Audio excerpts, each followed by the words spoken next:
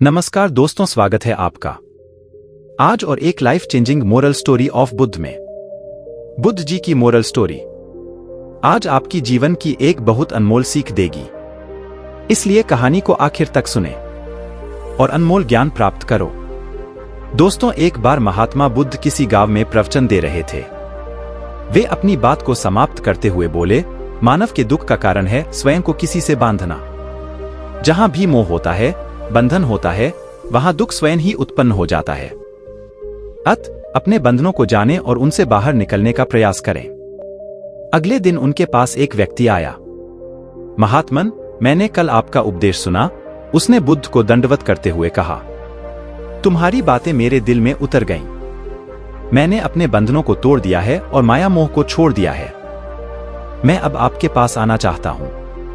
उस व्यक्ति की बातें सुनकर बुद्ध मुस्कुराए और धीरे से पूछा, मुझे विस्तार से बताओ वत्स, तुमने कौन से बंधन तोड़े हैं और किसका मोह छोड़ दिया है? उसने कहा, मेरे घर पर मेरे बूढ़े माता पिता और पत्नी हैं। मैं भी एक छोटा बच्चा हूं। मेरी पत्नी बार बार बीमार हो जाती है। उसकी पीड़ा देखकर मैं अक्सर सोचता रहता था कि अगर वह मर जाए तो उसके दुख दूर हो जाएंगे। उससे मैं बहुत दुखी हूं। लेकिन कल जब मैंने आपका उपदेश सुना तो मुझे पता चला कि मेरे दुखों का कारण मेरा परिवार है। मैं इसके चक्कर में पड़ा रहूंगा तो सत्य कभी नहीं पता चलेगा। मैं अपने घर छोड़कर आपके पास आया हूं। बुद्ध ने पूछा, क्या आप वास्तव में सभी बंधनों से मुक्त हो गए हैं? देखो, क्या तुम्हारे पास कोई रिश्ता है? नहीं प्रभु, मैं अपने जीवन में सब कुछ छोड़ चुका हूं और अब आगे बढ़ना चाहता हूं, उस आदमी ने कहा। बुद्ध ने कहा, अगर ऐसी बात है तो फिर ठीक है, आज यहीं आश्रम में रहो।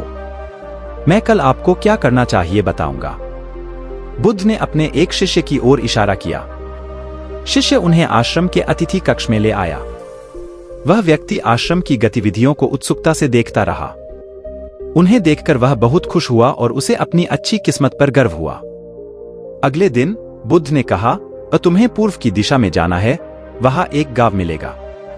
साधिका का घर गांव से बाहर है। वह आपको कुछ देगी। आपको इसे लेकर वापस मेरे पास आना है। वह व्यक्ति पूर्व की ओर चला गया।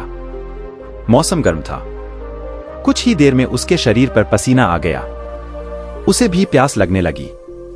वह सोचा कि मैं इस तरह गर्मी में पसीना नहीं बहाता अगर मैं इस समय अपने घर पर होता। कुछ दूर और चलने पर उसे भूख भी सताने लगी, पर वह एक सुनसान और बंजर रास्ता था। आसपास न तो कोई पेड़ था और न ही पोखर तालाब। वह सोचने लगा कि अगर मैं इस समय अपने घर पर होता तो अपनी पत्नी के हाथ का बना स्वादिष्ट भोजन कर रहा होता। पता नहीं क्यों बुद्ध ने मुझे गर्मी में इतनी दूर भेज दिया। लंबे समय तक चलने के बाद वह व्यक्ति गांव पहुंचा। एक घर गांव से बाहर बना हुआ था। जब वह दरवाजे के पास पहुंची तो उसने उसे धीरे से खटखटाया। द्वार एक साधिका ने खोला। उसके चेहरे पर बहुत तेज था। उसने उसे देखा और मंत्रमुग्ध हो गया। मैं जानता हूं कि आपको बुद्ध ने भेजा है, साधिका ने उसे अभिवादन करते हुए कहा। तुम आओ। वह व्यक्ति घर में घुस गया। साधिका ने कहा कि वह पानी से हाथ धोकर एक चटाई पर बैठ जाएगा। भोजन की थाली साधिका ने उसके सामने रख दी। वह भोजन करने लगी। उस व्यक्ति ने अचानक साधिका के पैरों पर देखा। उसके पैर अद्भुत थे। वह बस उन्हें देखता रहा। तब साधिका ने उसे भंग कर दिया। उसने कहा, बुद्ध के मार्ग पर चलने वाले को किसी और की आवश्यकता नहीं होती। साधिका की बात सुनकर व्यक्ति लज्जित हो गया और चुपचाप खाने लगा। भोजन करने के बाद साधिका ने कहा, आप बहुत दूर से आए हैं, वह थक गया होगा। मैं पंखा बना दूंगा, यहीं चटाई पर लेट जाए। वह बहुत थक गया था। उसने अपनी आंखें बंद कर लीं और चटाई पर लेट गया। साधिका ने उसे पंखा बनाने लगा, लेकिन वह लेट गया। उसने अपनी पलकों को धीरे धीरे खोला और चोर दृष्टि से साधिका को देखने लगा। वह यह स्त्री की सुंदरता पर विचार करने लगा। इसकी वाणी इतनी सुंदर है। मेरा जीवन स्वर्ग होता अगर यह मेरी पत्नी होती। साधिका ने उसका मतलब समझा। शरीर में कुछ नहीं रखा है, तुमने कहा। यह सिर्फ हड्डी, मज्जा और मांस है। सत्य को सिर्फ वही व्यक्ति पा सकता है जो इसके आकर्षण से मुक्त हो जाता है। यह सुनकर वह व्यक्ति घबरा गया। वह चटाई से उठकर बैठ गया और बोला, अब मुझे बुद्ध के पास जाना चाहिए। कृपया मुझे वह सामान दे दीजिए जिसके लिए बुद्ध ने मांगा था। साधिका ने मुस्कुराकर उत्तर दिया, बुद्ध ने तुम्हें जिस कार्य के लिए भेजा था वह पूरा हो गया है। द्वार के पास रुककर उसने पूछा, तुमने मेरी भावनाओं को कैसे समझा? महिला ने मुस्कुराते हुए कहा, बुद्ध की कृपा से मैं मोह और माया से ऊपर उठ गई हूं। इसलिए मैं भावनाओं से मुक्त हूं और किसी का चेहरा देखकर उसके मन में उठ रहे विचारों को समझ लेता हूं। उसकी बातें सुनकर वह आदमी एक बार फिर लज्जित हो गया और सोचने लगा कि जिस स्त्री ने सच्चे मन से मेरा स्वागत किया, मैं उसके बारे में क्या क्या सोचता रहा। इसके बाद वह बुद्ध के आश्रम की ओर लौट आए। जब वह आश्रम में पहुंचा, वह बुद्ध के चरणों में गिर पड़ा और कहा, महात्मन, मुझे क्षमा कर दें, मैं पापी हूं। उसकी बात सुनकर बुद्ध मुस्कुराए और बोले, मैंने तुम्हें साधिका के पास इसलिए भेजा था ताकि तुम स्वयं देख सको। अब बताओ, क्या तुमने सचमुच मोह और बंधन छोड़ दिए हैं? वह व्यक्ति कुछ नहीं बोला। वह नजरें नीची किए चुपचाप खड़ा रहा। बाह्य बंधन और मोह को त्यागने से हम बंधन से मुक्त नहीं होते, बुद्ध ने कहा।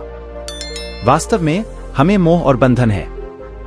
तुमने घर छोड़कर मुझे बंधन से मुक्त समझा, लेकिन मौका मिलते ही आपके अंदरूनी मोह जाग उठा। इसलिए आज आप पापी हैं। प्रभु, क्षमा करो।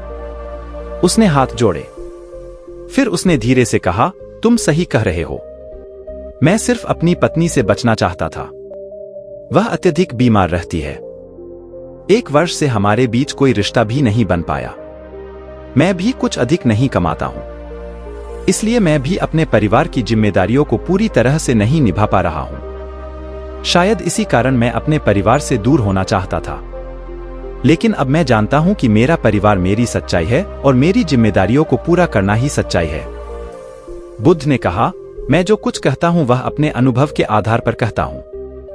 लोग मेरी बात सुनते हैं, लेकिन अपनी इच्छा से ही उसे समझते हैं। इसलिए लोग मोह, माया, कामना, इच्छा, वासना और क्रोध को बाहर निकालते हैं, क्योंकि यह हमारे भीतर है। हम दूसरों को देखकर कुछ चाहते हैं। इच्छा से इच्छा होती है, इच्छा से वासना होती है, और इच्छा पूरी नहीं होने पर क्रोध आता है। यह सब एक दूसरे से संबंधित हैं। हम अपने क्रोध के लिए हमेशा दूसरे को दोषी ठहराते हैं, जबकि हमारी क्रोध की जड़ हमारे भीतर है। चाहे तो क्रोध आएगा, चाहे तो नहीं आएगा। बंधन बाहर नहीं होते, वे हमारे मन में हैं। हम सिर्फ मन से किसी से बंध जाते हैं और मन ही हमें दुख देता है।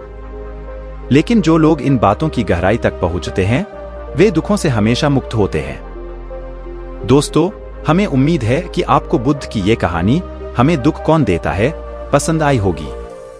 साथ ही ये कहानी आपको कैसे लगी, यह भी हमें नीचे कमेंट बॉक्स में कमेंट करके जरूर बताएं। दोस्तों, हमारे साथ जुड़े रहने के लिए आप हमारे चैनल को अवश्य ज्वाइन कीजिए।